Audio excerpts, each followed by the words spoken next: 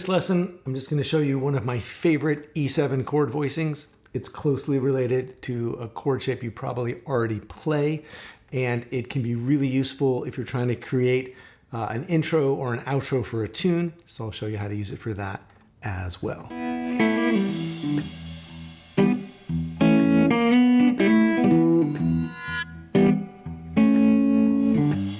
Okay, here's the chord. It's an E7 with a G sharp in the bass. So you can grab the G sharp, that's the third of E, with your middle finger on the low string. And then the fifth of E, that's the note B, on the fourth fret of the third string. And then the flat 7, D natural, with your index finger playing the third fret on the second string. And you can also include the high string, the open E. So there it is, E7 over G sharp. Now, if this shape looks or feels familiar, that's because it's actually the same thing as this D7 over F sharp that you play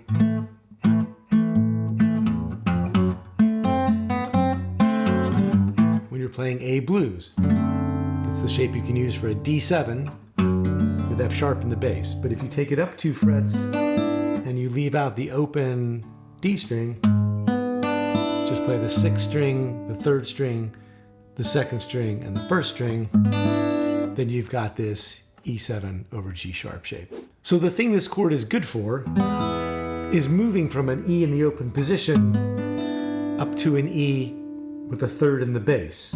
So from a root position E chord with an E down here to what the classical musicians would call a first inversion chord, or we would just call an E over G sharp, or an E7 over G sharp, meaning it's got the G sharp or the 3rd of the chord in the bass. And that's good if you want to create a bass line that walks up. And if you're going to keep going, maybe you go to A, and then A sharp diminished, and then B7. That's what this bass line would imply.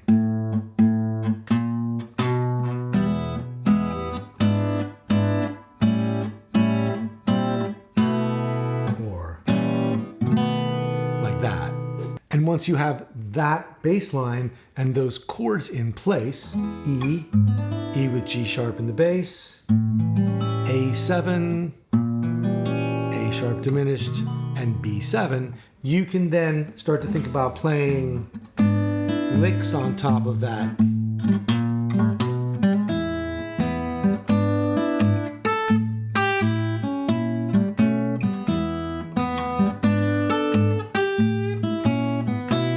And what you're doing is taking that bass line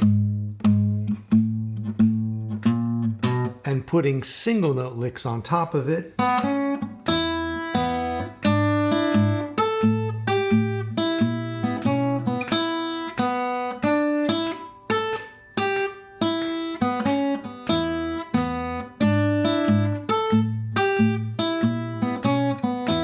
And if you know what chords you're implying with the bass line, then you can fill out the inside of what's going on, the notes in between the bass and the melody, using the chords that we've just talked about.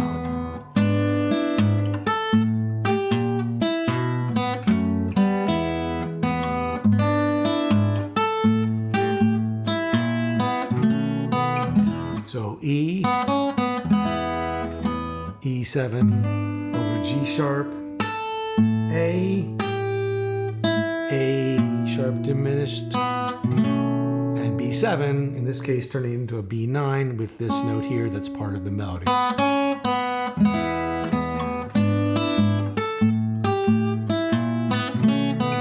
And for that particular lick, you're not really using any chord shapes on the A or the A sharp diminished, but you could, depending on how things turned out, with the licks you chose to put on top of that bass line. So that's the idea. Now, this is a great tool to use if you want to come up with an intro or an outro to a tune, because if you're playing, say, a blues in E, then having this kind of bass line with this kind of steady bass motion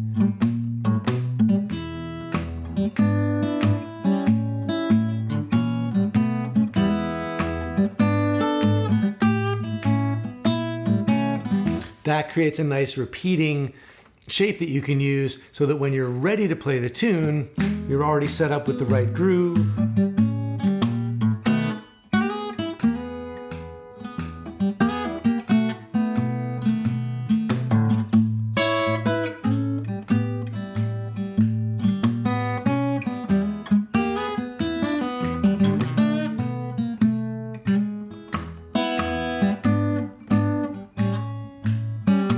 And you can go back into your vamp to kind of tread water, kill time, give yourself some space between verses if that's what you want to do. So that's another reason I really like this particular chord shape, because it allows you to create this sort of vamp, which can do all the things that I just mentioned. And once you have a vamp like that you can use as this alternative to just playing the melody alone, then you can create a really effective but simple arrangement where you alternate between the vamp and the melody of the tune. And it's a really good first step if you're trying to learn how to arrange tunes and create instrumental versions of the blues that don't feel like you're just repeating the same melody over and over again. This month in my membership, the Fingerstyle 5, we're working on a very similar kind of vamp in E, and it's part of learning to play the classic 8-bar blues Key to the Highway.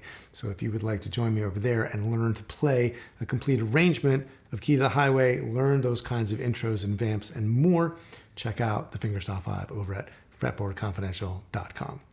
And as always, thanks so much for watching. If you got a comment or a question, please leave it in the comments down below. I'd love to hear from you, and I'll see you next time.